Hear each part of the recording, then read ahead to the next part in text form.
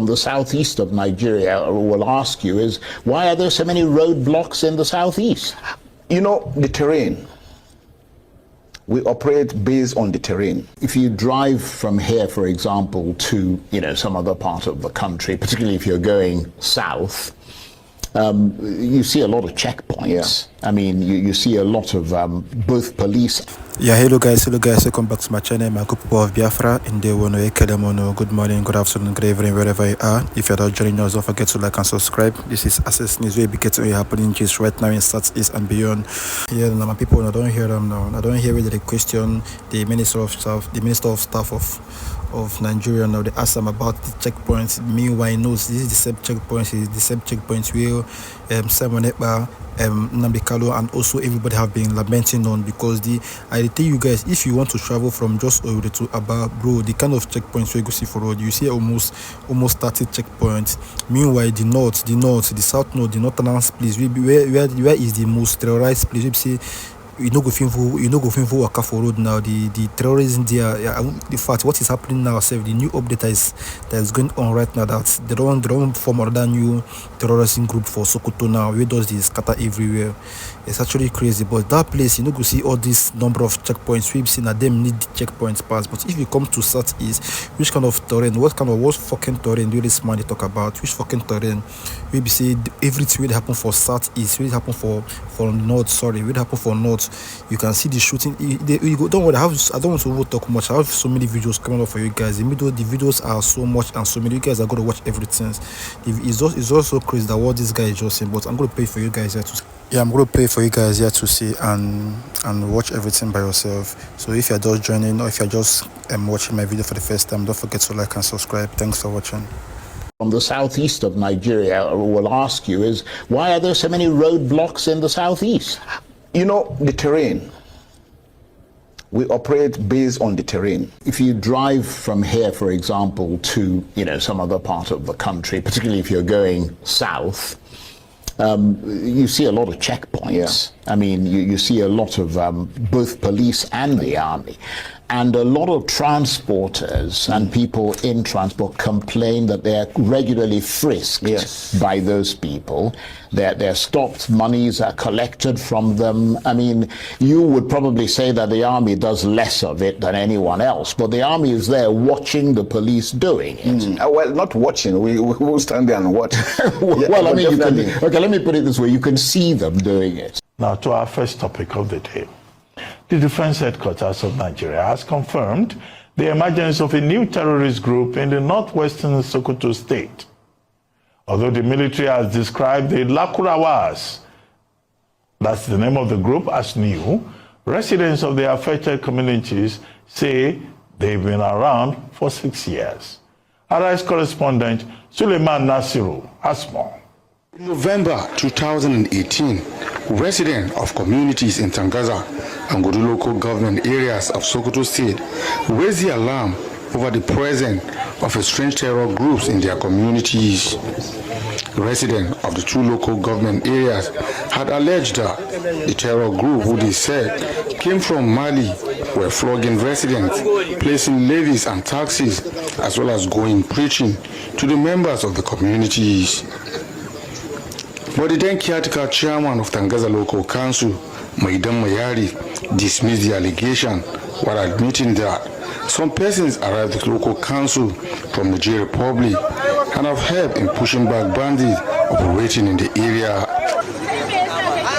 Sokoto State Deputy Governor Idris Mohammed Gobir has expressed concern over the re-emergence of the strange terror group operating in 5 local government areas of the state. He said the terror group are in possession of sophisticated weapons and their presence has escalated the security situation in the state. Is it IPOB that's the problem there, or are there other criminal gangs and even hired political thugs that have taken advantage of the situation? Because IPOB have consistently denied many of the attacks that are credited to them. Well, they always want to deny it. I mean, basically, but everybody knows, they know it, that they're the ones. It's IPOD and ESN, and again, criminal elements. You know, normally when there's a lot, when there is impunity, a lot of acts of criminality, and then criminals take advantage of that. Everybody wants to be part of it, and that's what's happening. But I mean, insurgent groups tend to want to, admit that they've done, claim responsibility. Yeah, I mean, it gives them power and, yes. and makes them more feared. So why would IPOB say they're not the ones who are doing it? Well, probably because of the nature of the individuals that are involved.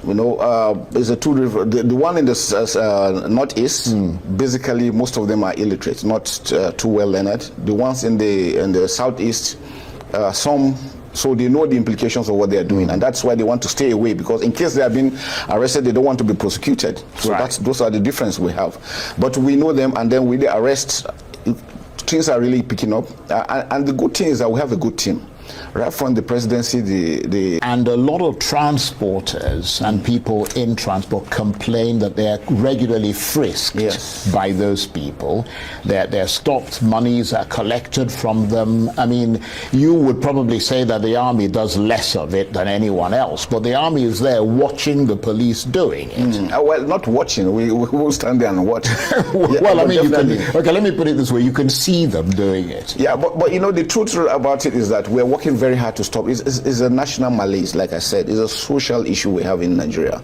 But we are working very, very hard. Members of the armed forces know. We pick you up for as little as 10 naira. Once you do that, you are leaving. We have jailed a number of military guys. We don't condone that at all. And we're working on that. And also the IGP too has also intensified this. He has an independent patrol team that tries to go around to be. And then the issue of the frisking. If I tell you the number of weapons, drugs, illegal trafficking in human beings that have been stopped because we're checking them. Sometimes when you have situations, you adjust to those situations. And when it gets better, now it is getting better, and we're beginning to bring down most of these issues. We're hopeful that by next year, for us, next year is a defining year. Approachable person. We are people-centric. So yeah, well, that's the way it ought to be. And if you are people-centric, the question a lot of people from the southeast of Nigeria will ask you is, why are there so many roadblocks in the southeast? The terrain. We operate based on the terrain. If the terrain is open, it's less. If the terrain is closed, it's more. Because if you don't do that, you give the ability of the enemy to move around freely. But there is the same kind of terrain in the southwest. There is the same kind of terrain in the Midwest. Southwest, what is the threat level? The threat level isn't that much. So that's the issue. You see, the thing is that if we make mistakes, people get killed. And people feel we're not doing our job. So we have to take whatever it is that we need to do to ensure that we secure the individual. Sometimes it could be difficult. Sometimes it could be painful. And it seems as if, we're being very hard. But it just depends. I mean, you can see that even at that, we're now beginning to reduce, seeing that, look, things are getting better. We don't want to just like that come and impede on people. No. For us, we don't like it. But sometimes we're forced to do it because that's the only measure we need to do at that time. And once it gets better, we pull out. How much of these collective challenges weakened the Nigerian army? And are you able to give us a broad sense of the losses that the army has sustained as a result of these multiple conflicts? I mean, I wonder how much the army's been hobbled by them. The losses mostly on equipment. But the good thing is that you would have lost quite a lot of men. Men, yes, but not so much as to degrade our capacity and capabilities. But how many, recently, roughly? I mean, Nigerians have a right to know. Yeah, we'll make that available. Now I don't have the figures. I don't want to speculate. Right. Yeah, we just at Depot Nigerian Army last week, we just graduated another 5,800 recruits. Right. Nigerian Defense Academy, we commissioned over 800 officers, young men. So we're getting them in. And then we're working. Training for us. Training is critical because we want them to do the right thing. We want them to act professionally, which is very critical because we want to avoid mistakes. These mistakes also cost us a lot, and it affects the morale of the troops, which is critical.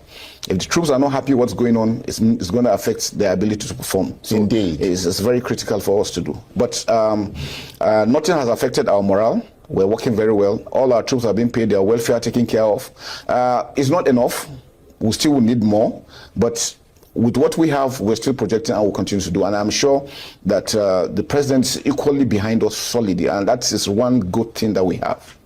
So strategically speaking, and just to summarize that section of our discussion, you are now unquestionably on top of the security situation. You have control of it, but you haven't completely turfed these various security threats Yes, out. because asymmetric warfare, you are dealing with, for the insurgents, you are dealing with ideology. Right. You can't read it on somebody's face. And why it is so difficult is the non-state actors, nothing is written on their faces. You only know them when you see them armed, or when you follow their activities and you're able to track them down. So those are, so a lot of technology is required. We don't have that much, but the little we have, we're doing headway. And the good thing is that we're working like a team, like I mentioned. The armed forces, the police, other security agencies, everybody has a responsibility. All our joint task forces have all the components of the security agencies, and everybody's playing his role. So that has really made it a lot easier for us, and that's why we're working. Right. Criminality is something, there is no nation that is crime-free. So it makes it extremely difficult. There's a difference between an insurgency and just random crime. How it starts from criminality, robbery, gets to terrorism, gets to insurgency.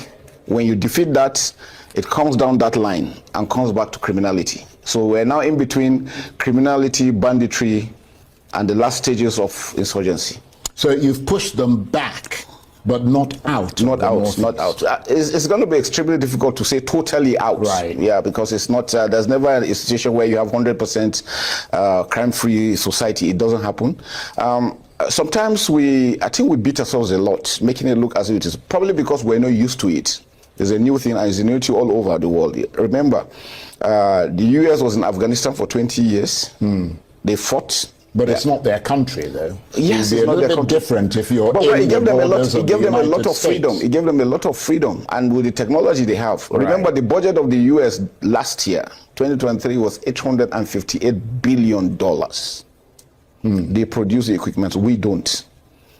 You know, so we're going through challenges. We have the economic issues we're having, and it's not only the military security. So we're trying with the little we have, and then trying to push up. Okay, so that's the northeast. Yes. Push them back, but not out. Not out. But to a place where you feel They are now comfortable. within. Yes, now they are within the Lake Chad area, Right. which is almost like a different country. A different country. Right. Yeah. So to that extent, yes. Okay. For the northwest, is a social malaise. Why I said so is, kidnapping now has become business. You find families, brothers kidnapping sisters. Some individuals are even kidnapping themselves. And to some extent, that's a police job, isn't it? Good. Now, the new world order is unlike how it used to be. In the past, conventional, so the police had the privilege of handling what is going on within the country. Now, there is no difference. The gaps are blurred. The lines are blurred, so everybody has to be up and doing. And that's why we've always made it clear Right. that the armed forces alone cannot do it, the security forces alone cannot do it.